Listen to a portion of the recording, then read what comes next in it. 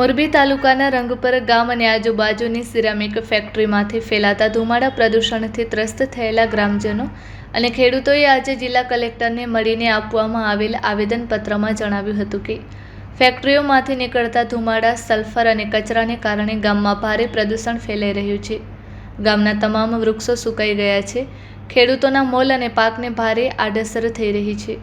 નાના બાળકો અને વડીલોને શ્વાસ લેવામાં તકલીફ અને અન્ય બીમારીઓ થઈ રહી છે। જન આરોગ્ય જોખમાઈ રહ્યું છે। અગાઉ પણ અનેક વખત રજૂઆત કરવામાં આવી હતી। સિરામિક કંપનીના માલિકો અને સિરામિક એસોસિએશનને બોલાવીને બેઠક પણ થઈ હતી। તે સમયે એસોસિએશનના પ્રમુખ સહિતના લોકોએ બાંયધરી આપી હતી કે હવે પ્રદૂષણ નહીં થાય, પરંતુ હાલમાં પણ સ્થિતિ યથાવત છે। ખેડૂતોએ કલેક્ટરશ્રીને તાત્કાલિક ધોરણે રંગપર ગામમાં પ્રદૂષણ અટકાવવા માટે કડક પગલાં લેવાની માંગ કરી છે। જિલ્લા વહીવટીતંત્ર દ્વારા આ બાબતે શું કાર્યવાહી થાય છે તેના પર સૌની નજર છે। Report by Shrikant Patel, Kutch care news, Morbi. Sola Hasmukhbhai Bhudarbhai, Rangpar મારું ગામ છે। ખરેખર અમારે અહીંયા કલેક્ટર ઓફિસ સુધી પહોંચવું પણ નહોતું। અમારા ગામના સરપંચ અને માજી સરપંચનો બધાનો ખેડૂતોને ફૂલ સપોર્ટ છે। વારંવાર સિરામિક એસોસિએશન અને સિરામિકને રજૂઆત કરી, 2 વખત મિટિંગ પણ રાખેલ હતી। તેઓ પણ અમને 8-10 દિવસની મોહલત દઈ અને ગયા હતા કે આનું નિવારણ આવી જશે। હજી 1.5 વર્ષ થયું, કોઈ પણ ઉકેલ આવ્યો નથી। અને હાલની અંદર અત્યારે કોઈ પણ પત્રકાર હોય, એસોસિએશન હોય કે પોલ્યુશન વિભાગ હોય, ગામની અંદર ઝાપામાં પગ દઈએ ત્યાં એ કહી દે કે આ ગામ કેમ આટલું બધું બંજર છે। અને અત્યારે અમારે બહારથી બહુ દૂરથી આવેલા મહેમાનો પણ એક રાત રોકાય ને તો બીજા દિવસે રાત રોકાવા રાજી નથી। આટલી બધી ગંભીર પરિસ્થિતિ છે। અને પશુ, અમારા માલધારીના લોકોના પશુ જો જાય છે તો પશુ પણ ઈ ચારો ખાતા નથી। અને ભૂલચૂકમાં બહુ આતે હોય ને થોડો ઘણો આવી જાય તો એને આફરી ચડી અને 1-2 દિવસની અંદર મૃત્યુ પણ પામે છે। અને અત્યારે મોટી સમસ્યાઓ પશુના વિભાગમાં એવી છે કે એમને જે ગાભણ હોય ને એ સક્સેસ નથી થતા, એટલી બધી તકલીફ છે। એટલે બહુ મોટી સમસ્યા છે। એટલે આના માટે થઈને અમે 100 થી 125 ખેડૂતો રંગપરથી આવેલા હતા અને કલેક્ટરે અમારી વ્યવસ્થિત વાત પણ સાંભળી છે। એમને જીપીસીપીના સાહેબોને પણ બોલાવ્યા છે અને જીપીસીપી વાળાએ અમને 2 દિવસની અંદર રૂબરૂ સ્થળે મુલાકાત લઈ અને આના નિવારણ માટે થઈને લાવવા માટે થોડું આવું અમને બધાને કીધેલ છે। તો જય જવાન, જય કિસાન। મારું નામ મહેન્દ્રસિંહ દિલાવરસિંહ ઝાલા, પૂર્વ સરપંચ રંગપર। હા, આજે અમે અમારા રંગપર રેવન્યુ સર્વે નંબરમાં જેટલા સિરામિક ફેક્ટરી છે એ લોકોને અમે સિરામિક ફેક્ટરી વાળાને બોલાવી અને વાત કરેલી છે।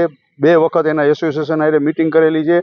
એસોસિએશનને એમ કીધું છે કે તમે સ્ક્રબર નથી રાખતા, એના કારણે જે ધુમાડાની સાથે સલ્ફર ઉડે છે એ સલ્ફરથી અમારા પાક થતો નથી। આ ચોમાસાની ઋતુમાં સલ્ફર ઉડે, પછી ચોમાસાની ઋતુમાં વરસાદ આવે ને એટલે એ બધું સલ્ફર નીચું પડે એટલે અમારું જે વાવેલું હોય એ નથી ઉગતું, બળી જાય છે।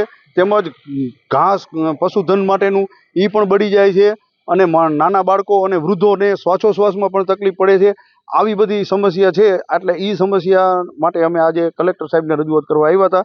જીપીસીબી વાળાને મારા ભાઈએ અગાઉ એક રજૂઆત કરેલી હતી। એગ્રીકલ્ચર વિભાગે પણ રિપોર્ટ આપેલો છે કે આમાં 100% તમને આનાથી જ સિરામિકથી જ નુકસાન છે એવું એને પંચરોજકામ કરેલું છે। એ પણ અમે જીપીસીબીને બતાવ્યું। અત્યારે મારું નામ, હું રંગપરથી આવું છું, મારું નામ જયેન્દ્રસિંહ નીરુભારાણા। આજે અમે આવેદનપત્ર દેવા માટે આવ્યા હતા। એનું કારણ એક જ હતું કે અમારી ખેતી માટે જે પોલ્યુશન છે, પોલ્યુશનનું ડસ્ટ એમાં જે આ ડસ્ટ ઉડે છે એના હિસાબે અમારે જે પાકમાં નુકસાની આવે છે। અને બીજું કે આખા ગામમાં એવી પરિસ્થિતિ ઊભી થાય છે કે મજૂર લોકો આવતા નથી। એનું કારણ શું હોય કે ઉત્પાદન થતું નથી, એના હિસાબે ઉત્પાદન વધારે થતું નથી એટલે મજૂર આવતા નથી। બીજું કે આપણે સિરામિક વાળાને પણ એવી વિનંતી કરીએ છીએ કે એ ખેડૂતના દીકરા જ છે, ખેડૂત છે, તો ખેડૂતની ગણતરી એ ભાઈ તરીકે ગણતરી કરી અને એ લોકોને પણ ધ્યાન રાખવું જોઈએ કે ખેતીમાં નુકસાની ન થાય। અને અમારે વિરાટનગરમાં આજની તારીખમાં 150 મકાન હતા, છતાં 20 જ લોકો રહીએ છે, બાકી બધા ભાડું જ રહીએ છે। મૂળ શું કારણ કે ડસ્ટના હિસાબે નાના બાળકોને શ્વાસની તકલીફ પડે છે। એટલે પોલ્યુશનમાં સિરામિક માટે અમને કોઈ વિરોધ નથી એવું સમજી લેતા નહીં, પણ મેઇન કારણ એક જ છે કે તમે જે પોલ્યુશન જે આ માનો કે સલ્ફર ઉડે છે એનું કાંઈક નિવારણ કરો તો ગામ માટે સારું રહે અને તમારા માટે સારું રહે, બરોબર ને? બંને માટે આપણે બેને હળી મળીને જ રહેવાનું છે, ગામને સિરામિકને। પણ મેઇન પ્રશ્ન આ છે કે જે સલ્ફર ઉડે છે એ સલ્ફરનું નિવારણ થવું જોઈએ. અને ખેતી પાકમાં જો નુકસાની થતી હોય તો ખેડૂતને નુકસાની જ થાય. બધાય ધંધાવાળા નથી હોતા, ખેતી માટે નુકસાની જ થાય છે. બાકી માનો કે જે પશુધન છે, પશુધન ચારો કરવા જાય છે તો એના માટે જેને પેટમાં પ્રોબ્લેમ થાય છે એને એક્સપાયર થઈ જાય છે. તો આ માટે બધું ધ્યાન રાખી અને કલેક્ટર સાહેબને પણ એવી અમે નમ્ર વિનંતી કરી છે કે અમારા માટે જો ટાઈમ કાઢી અને એક દિવસનો ટાઈમ, કોઈ પણ સમય, એવું નથી કહેતા તમે ગમે ત્યારે આવો, પણ એક દિવસનો ટાઈમ કાઢીને મુલાકાત રૂબરૂ લ્યો એવી અમારી નમ્ર વિનંતી છે. જય જવાન, જય કિસાન. મારું નામ અંદરપા સુમિત નરભરાભાઈ, મારું ગામ રંગપર છે. અમે કલેક્ટર સાહેબને આવેદનપત્ર એટલા માટે આપવા આવ્યા છીએ કે અમારા ગામની જે પરિસ્થિતિ છે કે એટલી તકલીફ છે કે તમે વાત પૂછોમાં. જેટલી કારખાનાના ઉદ્યોગો આવ્યા જેદુના અમારા ગામમાં બહુ મોટી તકલીફ છે. કોઈ પણ વૃક્ષો થતા નથી અને જ્યારે વૃક્ષો અમે વાવીએ છીએ ત્યારે તમે જુઓ તો 15-20 દિવસમાં સુકાઈ જાય છે. એટલે અમારે ખેતી કરવી કે મરવું એવી પોઝિશન હાલમાં થઈ છે. અને અમે વિરાટનગર ગામ છોડીને જતા રહ્યા. મારી આ વેદના છે. અને જીપીસીબી વાળાને 2 વાર અહીંયા રૂબરૂ રજૂઆત કરવા બોલાવ્યા, જોયું, બધું થયું, હજી સુધી એનું કોઈ નિરાકરણ આવ્યું નથી.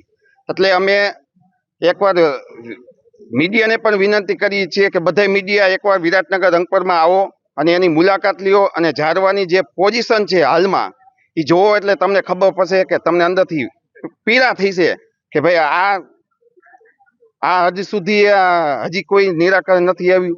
એટલે અમે આવેદનપત્ર કલેક્ટર સાહેબને આપ્યું. એટલે અમે એટલી વિનંતી કરીએ છીએ કલેક્ટર સાહેબ પાસે કે આનું કંઈક નિરાકરણ આવે એવી વિનંતી. મારું ગામ રંગપર, નામ વરસોલા દેવજીભાઈ ખોડાભાઈ. અમે આ કલેક્ટર સાહેબને આવેદનપત્ર દેવા આવ્યા હતા. અમારા ગામની અંદર બહુ નુકસાની જાજી છે. આ સિરામિક ઉદ્યોગ આવતા પ્રદૂષણ અને બધી વસ્તુ બધી ભરી જાય. ગામની અંદર તુલસી નથી થતા અને આ વારંવાર રજૂ કરતા કોઈ ધ્યાન નથી દેતા. તો આ આવેદનપત્ર દીધેલ છે અને સિરામિક ઉદ્યોગવાળાને બધાને ભલામણ કરીને આનું કાંઈક નિકાલ તાત્કાલિક લાવે.